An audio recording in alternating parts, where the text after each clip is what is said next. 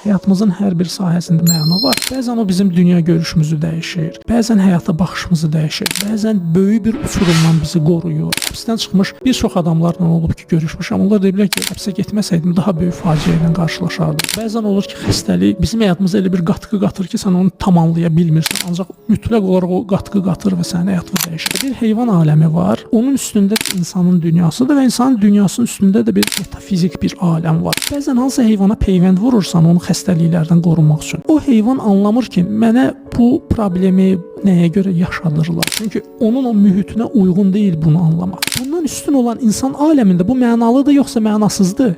Mənalıdır.